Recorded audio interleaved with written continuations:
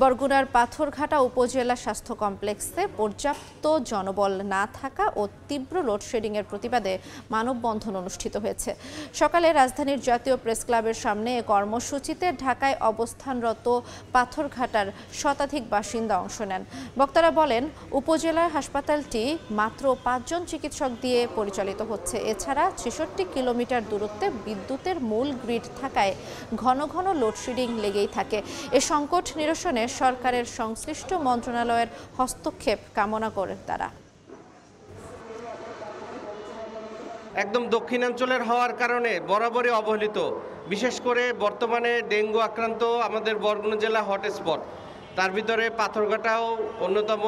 প্রতিনিয়ত আমাদের রোগীরা মারা যাচ্ছে, কিন্তু সরকারের টনক নড়ছে না।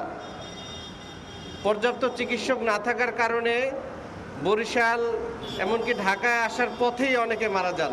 আমরা বিদ্যুৎ পাই না, একটু হালকা ঝড় হবে 5 দিন 7 দিন বিদ্যুৎ থাকে না, মানুষ অসুস্থ হবে, হাসপাতালে ডাক্তার নেই, চিকিৎসা পায় না।